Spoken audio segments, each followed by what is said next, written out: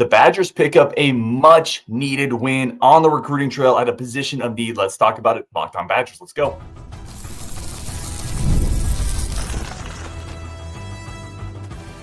You are Locked On Badgers, your daily podcast on the Wisconsin Badgers. Part of the Locked On Podcast Network, your team every day. What is going on, Badger fans? Welcome to Locked On Badgers, your team every single day, part of Locked On Podcast Network. Excited to be here. I'm your host, Ryan Herrings. Today's episode brought to you by TurboTax. Ready for stress-free taxes and the most money back guaranteed? Head over to turbotax.com today and get matched with your TurboTax expert. We got the playmaker coming in. We got Curtis Holland joining the show. We're going to talk about Tayshawn Bardo committing to the Badgers. We're also going to talk about what are the expectations for this team, and is it fair when given the historical perception of what Wisconsin has been on the football side with spring practice coming up? But first, we got a commit, buddy, and you haven't been on for one of these. We're going to play the recruiting cannons. Another one is headed to Madison on Wisconsin.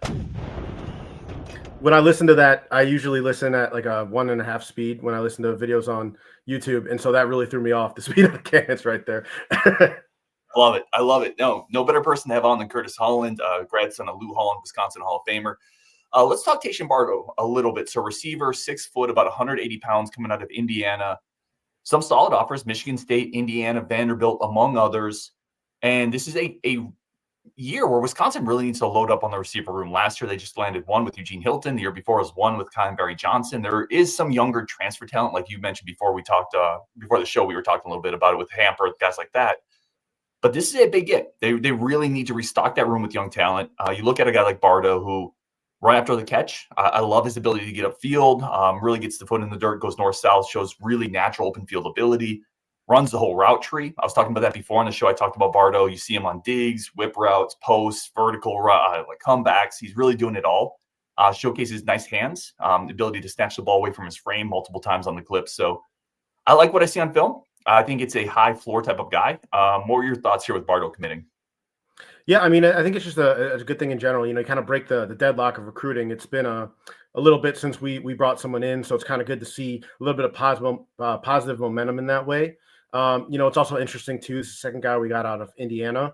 It almost seems like we're starting to build a little bit of a pipeline to that state, especially with Indiana doing as well as it did last year, and Notre Dame obviously making the title game. Although I would say Notre Dame's more like their in-state is anybody that goes to a private Catholic school. But it is good to see that, we can, still go into some of these other states within the conference and snag one of their better players. In terms of Bardo, I'll be honest, I haven't seen him play a lot. I've seen some of the highlights after he's been recruited. Obviously a good size, looks like an overall solid add to the roster. Kind of reminds me of some of the guys we brought in under Chris in the later years, guys like Skylar Bell, guys like DK, kind of that level. Good talent. I think we'll play well in what offense of what we're trying to do. Maybe not guys that'll blow your socks off, but can be skilled guys for us to make plays when we need to down the line.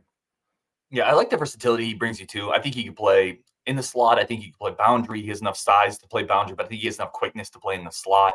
And also a guy that's a basketball background. I like multi-sport athletes. Like you can see some of the just go snatch a ball that you would see a point guard do or a shooting guard do off the glass. So, yeah, we're not going to spend a ton of time on it, but a really nice commitment. And as you said, it's nice to get some recruiting mojo going. The Badgers have been stuck kind of at one for a while. Yeah, and it's the first commitment for Reed, and in a position of need. Like we said, when we need more receivers, I think you need to take 2 or 3. I mean, at minimum 2 this class, but 3 preferably. So, I think this is a good first step. Yeah, agreed completely. Let's talk spring football. So you and I haven't had a chance to talk a lot of football lately. What are you hoping to get out of this spring? Like what would pique your interest with spring football coming up? Well, for me, spring football, obviously there's not a lot that I think you can really read into, especially the last few years. I think we both got, when I say both, but I mean everybody in general, Wisconsin fans got a little bit overexcited, overzealous on what they had heard from spring. This staff obviously allowing reporters into every single practice, so you can micro-analyze every single thing. And I think that's not really what spring is. I think there's a lot of practice, a lot of reps, a lot of getting familiar with the terms, the systems, the things like that. Guys stepping up versus not maybe stepping up down the line. Kind of you get to see what that looks like. I'm curious to see, some of the freshman impacts, if they're making impacts in the spring. I'm curious to see some of the freshmen from last year, some of the redshirt or freshmen or sophomores, if they start to make more impact and what they look like. But I think for me, what I want to take away is, can we look crisp? Can we execute our offense at a crisp level so that when we're going into the fall, we're not still working on the little things. We're not like making, easy mistakes. This is it's a new offense. Can we get on the same page? Can we do that in the spring? And if we can, I do think that I think you're going to see Edwards get a majority of the one team snaps in the spring. So if we can kind of get that on the same page with our offense, I think that's going to bode well, kind of being able to continue to practice in the summer and then go into fall camp ready to roll. You're definitely not wrong. The first point you made, where everything's going to get overanalyzed. I remember last year we were talking about, gosh, look at the one-on-ones on the sideline. He's stretching. That guy looks really flexible, really like an athlete. I mean, he's like doing like warm-ups on the sideline, like talking about like Brendan Lane or something, who ended up not even playing, right? So I think it's definitely going to get overanalyzed. I love your point about the offense. Let's see how that starts to look, how it starts to come together with the new offensive coordinator in Grimes. I think the freshmen are always really exciting to see, right? Because so much of college football is recruiting. What does a Carter Smith look like in whatever reps he's going to get? What do some of the young defensive backs look like? Because I think that's a spot where, again, we're not going to take too much out of it, but Luke Emmerich, Grant Dean, both coming into spring at 6'1", about 195 pounds. Physically, they're going to look the part. We know they can run the part. Where do they start to get reps? I think those are interesting. And then some of the transfers coming in, like a Mark Hamper, a Tanner Koziel. I think those pieces are going to be interesting to see, just to get a feel for how they look out there. What does the numbers back up what we're starting to see on the field. So I think it's those new pieces that are exciting. And like you said, the offense is always going to be really exciting to see when a new offensive coordinator's there. Yeah, I think you'll see a general view of what the offense will probably look like. I mean, it won't be exact, but you'll get like a good 70% estimation of like, hey, this is probably how we're going to move. This is probably what kind of offense we're going to run. You'll kind of get a general sense of things. And to that point, I am excited to see a lot of the transfers. Tanner Koziel being one who I'm really excited to see how he looks in our system. He put on a lot of weight, which I think was necessary. He's 6'7", and so like, he needs a little bit more weight, especially to compete in the Big Ten. So I'm excited to see how he plays. All the quarterbacks, they're all new. So that'll be also interesting to see, how do they run the offense? How can they command a room? A lot of good things coming out about Billy Edwards. A lot of good things coming out about Carter Smith. And it sounds like, Neil's not really a slouch either. It sounds like he's holding his own. So it'll be exciting to see, it'll be exciting to see those guys and how they fit and how they operate, if they're used as more runners and things like that too. And just kind of how the offense will look in general. And I think the other one that is kind of the obvious to me is it's going to be exciting to see just defensively as they start to put on pads. Like, that's which is going to happen later in spring. The first couple of practices, it's usually not padded up, but when they start to line up on defense, what does it look like? Like, who are the first four out there when they're in a 4-2-5 or a 3-3-5 with an overhang? Like, who is that first group? Who does that second group look like? Where is a guy like Nicholas Clayton? Or is he getting any reps? You're talking about a freshman that is now up to 223 with kind of some unique bursts on the edge. Is he starting to get some reps somewhere in that mix? You can start to get a feel, like, to your point, let's not overanalyze it, which I've been guilty of doing for sure. And I'll probably do it again, by the way, because I'm so ready for fall. Well, we're undefeated so far. So, 12-0 is on cards. Listen, hope springs eternal every year. Everyone's going to be in the best shape of their lives, and everyone's going to be as motivated as they've ever been, because that's what happens every spring. But like some of those defensive front seven pieces, I'm going to be really interested to see where they start to line up. Yeah, and I think we talked about this last time I was on, about where Fickle was at with the front seven and what they wanted to do on defense.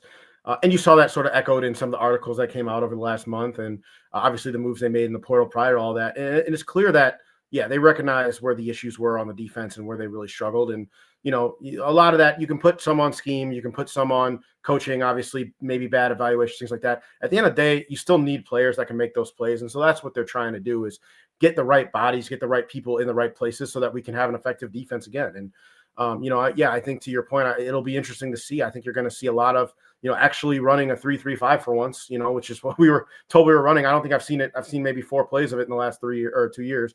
So you'll see, I think, a little bit more of that. I think you'll also see some 4-2-5, especially against some of the larger front teams we play, like in Iowa or Minnesota. So, how that depth looks, how they're developing, how they're coming along, I think that'll be definitely interesting to see. Well, the one thing I'd ask you, and I think the more pieces you have up front, the more versatility you have to run different schemes, which I kind of think is what you're getting at, like the 3-3-5, the 4-2-5, whether you're going to run some 4-3, even just having those significantly new bigger pieces in the defensive line and even at the linebacker spot, it gives you the versatility to run some of the other schemes I don't think we've been able to run. And I think that's a big deal to me. Yeah, I mean, like last year, you look at last year and you look at what we try to do. We try to play a lot of 2-down linemen, mostly because I think there was a sense that it gave us our best personnel, our best players on the field. Some people will say that, we should have played more freshmen. We should have done this. You don't put a freshman in a game like that because they are, as much as we want to see them play, if they're not truly taking over the field, they're not ready. Like Xavier Lucas was truly, like, he probably would have been our best corner no matter who came back this year if he had stayed. So there's a reason he was on the field. Dylan Johnson, Darian Dupree, like those are guys who are going to make a huge impact for us next season. But you saw they were still freshmen. They weren't there. They weren't ready for it all the way yet. So, I think, at the end of the day, you play the players you have, you go to war with the army you got, and it bit us a lot of times. And to your point, we were limited. We were very limited in what we could do. And so now I think, having a little bit more size up front, especially with, adding in some freshmen, that gives it a little bit more depth. Seeing a guy like Dylan Johnson, really improve and get stronger. And I think probably Swift, based on his weight, I would say shift to focusing exclusively on football. I think that's going to be a big thing for us. Just something Justin mentioned too the other day when we talked about Dylan Johnson getting bigger. I think there's a lot of optimism about what he could be this year. As a little bit of an older defensive lineman coming in anyway, his wrestling background, now he's up to 312. I think there's a potential star in the defensive line there, and it might be him. We're going to take a quick break here. We're going to go back and talk about, are Badger fans' expectations realistic? And do we maybe overrate the historical perception of this program? That's coming up next on Locked On Badgers. First, a quick break for friends of the show over at TurboTax. Listen, it is about that time of the year. This is a message from our good sponsors, good friends over at TurboTax. Taxes used to be waiting and wondering and worrying if you were going to get your money back, and then waiting and wondering and worrying some more. And now taxes, it's matching with the TurboTax expert who can do your taxes as soon as today. An expert who gives your taxes their undivided attention as they work on your return while you get real-time updates on their progress so you can focus on your day. An expert who gives your taxes the undivided attention that you deserve. An expert who will find you every deductible possible and file every form, every investment, everything with the 100% accuracy. Also, you get the most money back guaranteed. No waiting, no wondering, no worries. Now this is taxes. Get an expert now on TurboTax.com. Only available TurboTax Live, full service, real-time updates only in the iOS mobile app. See guaranteed details at TurboTax.com/guarantees.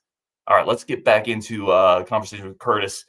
And this is an interesting one that you and I have talked about before. Badger fans, the expectation for this team is somewhat based on what this team was from Barry Alvarez to, essentially to Luke Fickle to some degree. Is that fair? Because how good would those 2010 to 2020 teams be with the schedule Wisconsin had last year? Yeah, I mean, so my answer to this question is really nuanced. And we've had, I don't even know how many conversations we've had in the Discord on this exact topic. I think, when Barry took over at Wisconsin, it was a very, very different time in college football. And Barry was able to leverage resources that we hadn't tapped into yet. A lot of, Michigan, Ohio State's linemen were built in Wisconsin. It had been that way for a while. No one ever recruited them. We weren't able to, or we just didn't make a priority on it. And he changed that around. I mean, he brought a lot of what made Nebraska successful, a lot of that culture to Wisconsin. If anything, you can say we're almost a direct descendant of that exact culture, which is a winning culture. And so he was able to instill a lot of that in what the program was. Big offensive line, run the football, strong walk-on, guys that were really motivated to play hard and work at Wisconsin. And at the time he brought that in, that worked in college football, right? There wasn't as much recruiting services. There wasn't as much, super high-end talent that was, going from California to Clemson or from, Florida to Oregon. Like, there wasn't really that thing. A lot of it was still regional. And so we were able to leverage what unique strengths Wisconsin had, especially regionally, and then apply them to the sport. And it just so happened that having big, strong offensive linemen leads to a lot of success, right? Having big, strong running backs that are fast, it works against teams that don't have the ability to defend against that, right? And so then, you kind of see a furtherance of that with Brett Bielema going into the 2010s. I thought, and I've said this many times before, Ben Herbert, I think, is the number one strength and conditioning coach in the country. And you saw that at Michigan the 3 years prior to this one. And so, having that was a major advantage to us and later in the Bielema tenure. And then you go into, obviously, Anderson and Christ, and things start to change. And that's when, the sport as this day, NIL develops, you start to become more nationalized sport. Players are becoming more and more specialized, going to more and more camps, playing on more and more different teams, getting more and more experience. And it changes how the game is played. And so, a lot of people, we still look back at when Chris was let go and kind of what's going on there. Those are moves that had to happen because the team, what we were trying to do, which is what we had been doing for 30 years that worked before, isn't going to work going into the future.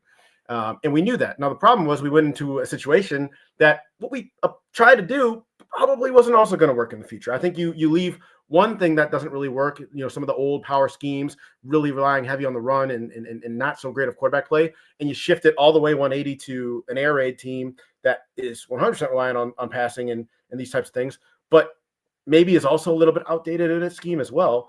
And you have an issue where you're kind of stuck between two worlds now. You're not really one thing, you're not really another thing. And so, kind of the whole point of this long conversation is to get to, moving into next year, we're shifting into what I thought would be the natural progression from where we were, which is a more NFL style offense based on the principles of strong power run, strong running game, play action, those types of things. And so I think what you'll see is a more cohesive, better team. Now, that said, that's not a guarantee that we're going to go, 8-4 next year. Looking at the schedule, I mean, it's arguable we have the toughest schedule in the country next year.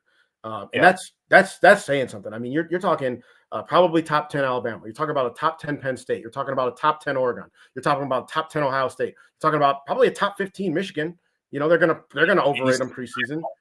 And you're still gonna have Iowa. You're still gonna have Minnesota. Got Iowa. You got Minnesota. You got Washington, who's been. I don't know if people know this. Washington was more recently in a national title than us. So you got a lot of teams. You got Indiana, who's going to be top 20. You got Illinois, who's also probably going to be top 15 because they return everybody.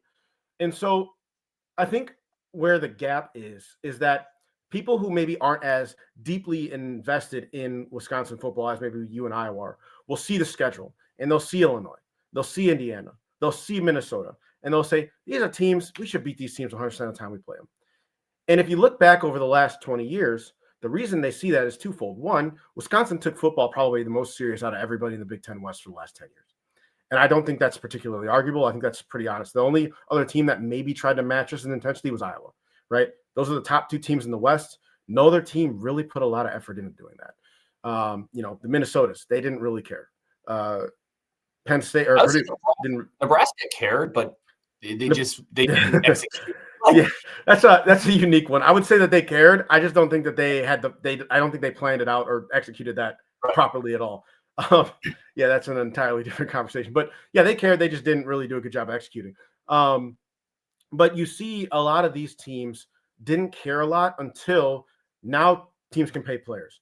Now we had COVID. We realized if we don't play college football, we lose hundreds of millions of dollars. Now we're trying to monetize this thing and grow into a national conference, national brand that can really be marketed as almost a professional sport, right? So now all of a sudden schools are like, all right, well, we can make a lot of money with this, so we care now.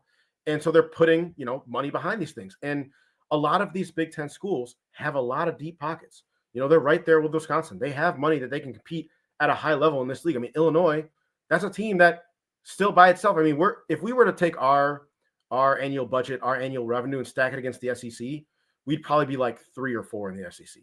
Illinois would still be like 4 or 5.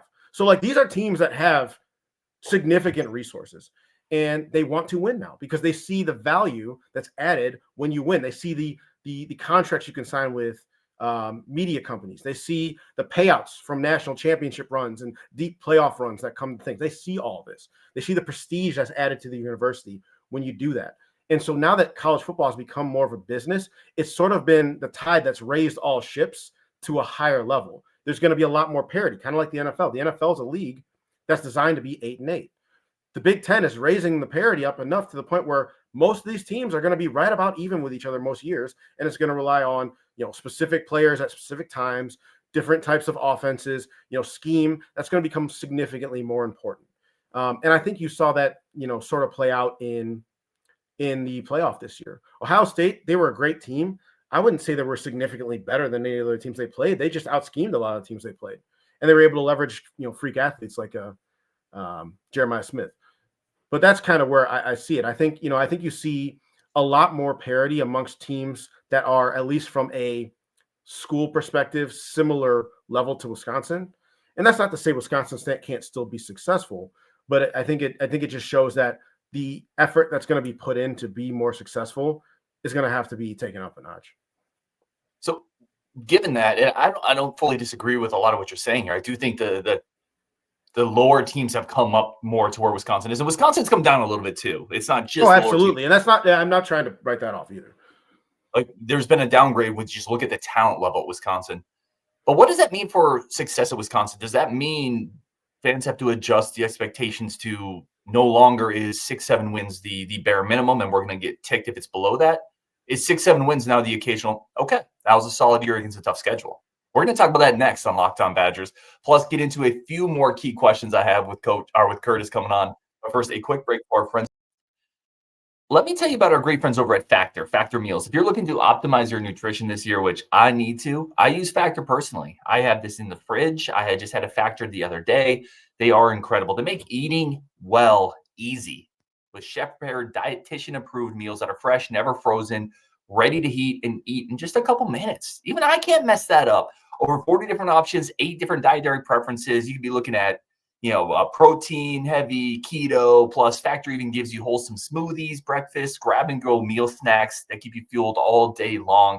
And again, I just like how it takes the stress out of it. Like, I am very much a hunter-gatherer that struggles hunting and gathering. So Factor takes all that pain out of it for me, makes it easy to eat better, makes it simple, convenient, and it tastes amazing.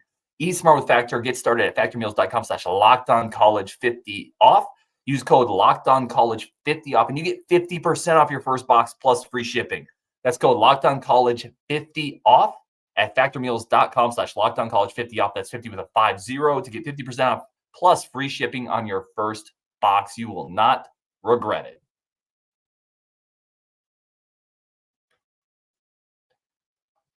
All right, let's jump back into this with Curtis. Talk about, again, what should the expectations be then for Badger fans? Are we talking like, hey, 6-7 wins is going to be a bit of a norm, and then the good years are 8-9 wins?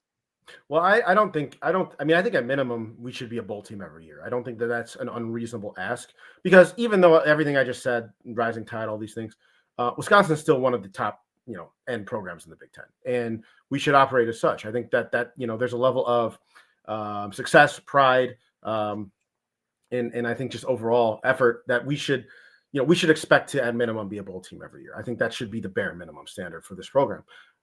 That said, I think you're going to see it be a little bit, until we're able to raise our NIL truly.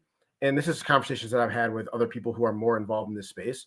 Until we're able to actually match some of these top teams, like actually, we're never going to be able to compete at the level of some of these top teams. That's just the reality of the situation. Like, we might get lucky every now and then. And quite frankly, Wisconsin's prided itself for so long on doing more with less, but we're not in a time where more with less works anymore. We're in a time where we're trying to be an NFL team, essentially, more or less. And I know that's going to turn off a lot of college football fans, and I get it. Like, I wish it was more, like it used to be, but that's not the world we're in. And I don't operate in wishing. This is where we're at. So if you want Wisconsin to be good, you have to recognize the reality of what it's going to take to be successful moving forward. As it stands today, I actually want to hit on something right there, because I think it's lost a little bit, but I think it's really important, because the culture at Wisconsin, and that goes back to facilities, that goes back to recruiting budgets, that goes back to, at times, assistant hiring pools on the coaching side, that goes back to how basketball is operated. Because you're right, for so long, Wisconsin did do more with less because they got walk-ons, because of all these other things. That has hurt the NIL side, because there's a perception, well, we've been doing more with less for a long time. Why do we now suddenly need to match all these other schools? And because I'm telling you right now, because you have to. Well, there's nothing else really to say to that. It's because these other schools weren't doing what we were doing, and now they're doing more in some cases. Indiana probably tripled our NIL budget. They just went to the playoffs. They gave Notre Dame and Ohio State their 2 toughest tests outside of the playoffs, right? Like, it's going to take what it takes. What it takes. I forgot who said that quote, but it takes what it takes. Like, does anybody realistically think, with the roster we fielded, that if we had different coaches that we would somehow beat Ohio State last year? No. So there's a level of it takes what it takes.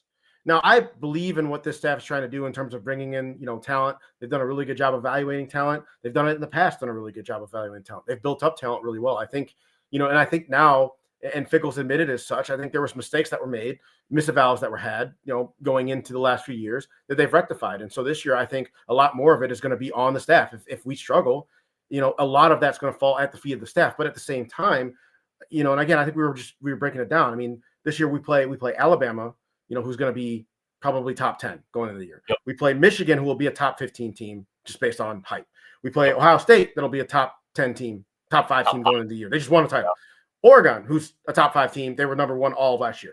Penn State, who was just in the Final Four, right? They're going to be a top 5 team. And that's not even a name. Iowa, now Iowa's going to be, I think, not as good as they were last year. They lose a lot, and don't let anybody fool you. They haven't recruited as well as they needed to. Indiana, who was another playoff team. Illinois, who literally returns 22 or 23 starters.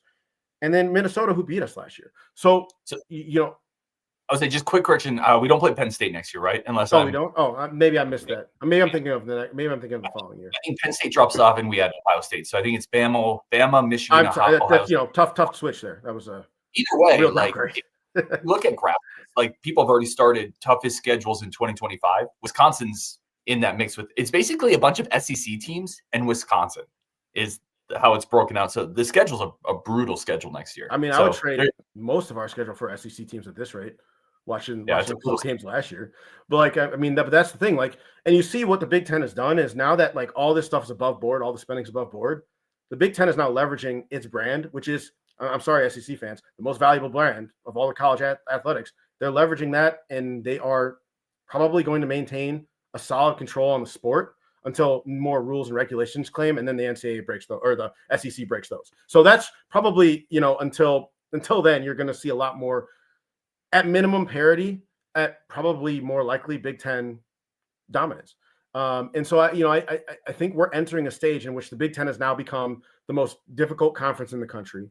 All of your peers are operating at the same or higher levels than you from a spend perspective, and from a want to perspective, at minimum, they're matching you, right? And so the realistic outcome of this is the schedules are going to be a lot more like NFL schedules. You're going to see a lot more, a really good team being 9-3, a team that's capable of winning a national championship being a 9-3 team, because the teams are just going to be a lot more evenly dispersed out. And so that's what I think the future is going to look more like. And if we raise our spend, if we raise our NIL, we're able to maximize the, the revenue sharing deal, which from what I gather is something that Wisconsin is looking to do. Then I think we're going to be a lot more capable of where we probably were on average under Barry. Because I would say that the closest thing to parity the Big Ten's been since Barry took over was when Barry was the coach. And so I think you'll see, year 6-6, a year we go 8-4, maybe a year we go 10-2, maybe a year where we're outsized good like in Indiana and we play a weak schedule and go 11-1 or 12-0.